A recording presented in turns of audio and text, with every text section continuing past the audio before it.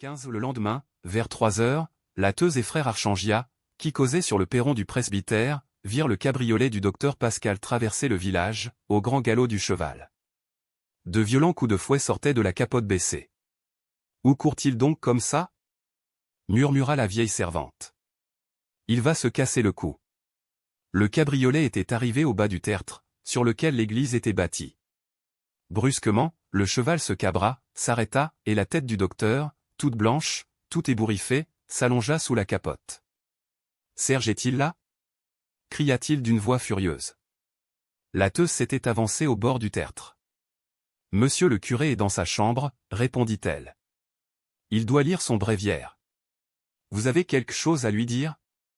Voulez-vous que je l'appelle » L'oncle Pascal, dont le visage paraissait bouleversé, eut un geste terrible de sa main droite, qui tenait le fouet. Il reprit, se penchant davantage, au risque de tomber, « Ah ! Il lit son bréviaire. Non, ne l'appelez pas. Je l'étranglerai, et c'est inutile. J'ai à lui dire qu'Albine est morte, entendez-vous? Dites-lui qu'elle est morte, de ma part. » Et il disparut, il lança à son cheval un si rude coup de fouet, que la bête s'emporta. Mais, 20 pas plus loin, il l'arrêta de nouveau, allongeant encore la tête, criant plus fort, « Dites-lui aussi de ma part qu'elle était enceinte. Ça lui fera plaisir. » Le cabriolet reprit sa course folle. Il montait avec des cahots inquiétants la route pierreuse des coteaux, qui menait au Paradou. Lateuse était restée toute suffoquée. Frère Archangia ricanait, en fixant sur elle des yeux où flambait une joie farouche. Et elle le poussa, elle faillit le faire tomber, le long des marches du perron.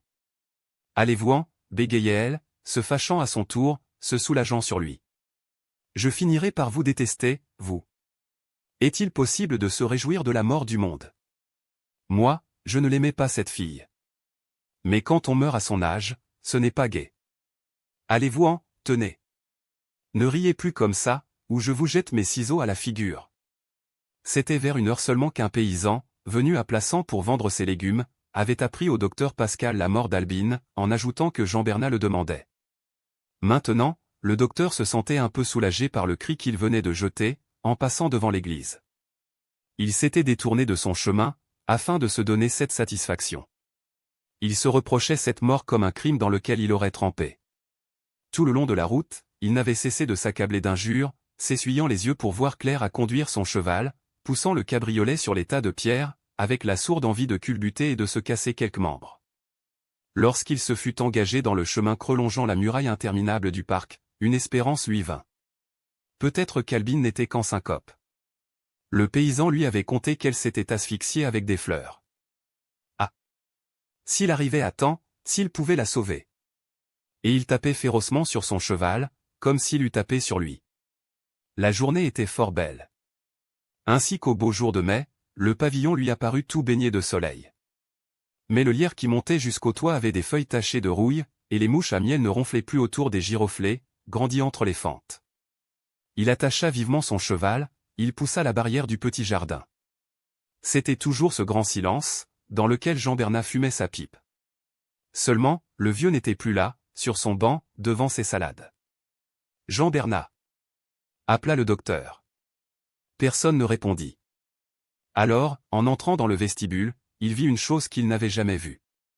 Au fond du couloir, au bas de la cage noire de l'escalier, une porte était ouverte sur le Paradou, l'immense jardin, sous le soleil pâle, roulait ses feuilles jaunes, étendait sa mélancolie d'automne. Il franchit le seuil de cette porte, il fit quelques pas sur l'herbe humide. « Ah! C'est vous, docteur » dit la voix calme de Jean Bernat. Le vieux, à grands coups de bêche, creusait un trou, au pied d'un mûrier. Il avait redressé sa haute taille, en entendant des pas. Puis, il s'était remis à la besogne, enlevant d'un seul effort une motte énorme de terre grasse. « Que faites-vous donc là » demanda le docteur Pascal. Jean Bernat se redressa de nouveau. Il essuyait la sueur de son front sur la manche de sa veste. « Je fais un trou » répondit-il simplement. « Elle a toujours aimé le jardin. Elle sera bien là pour dormir. » Le docteur sentit l'émotion l'étrangler. Il resta un instant au bord de la fosse, sans pouvoir parler. Il regardait Jean Bernat donner ses rudes coups de bêche. « Où est-elle » dit-il enfin. « Là-haut, dans sa chambre. Je l'ai laissée sur le lit. » Je veux que vous lui écoutiez le cœur, avant de la mettre là-dedans. Moi, j'ai écouté, je n'ai rien entendu. Le docteur monta. La chambre n'avait pas été touchée. Seule, une fenêtre était ouverte.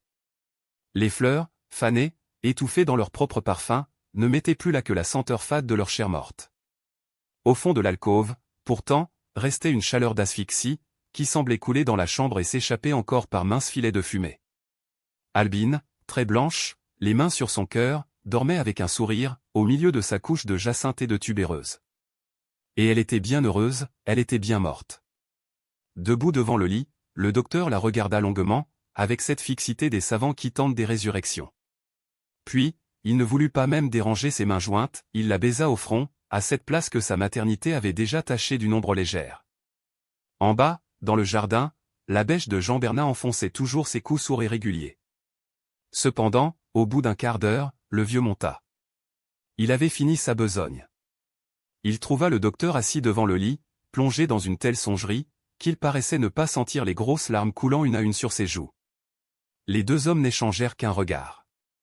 Puis, après un silence, « Allez, j'avais raison », dit lentement Jean Bernat, répétant son geste large, « Il n'y a rien, rien, rien.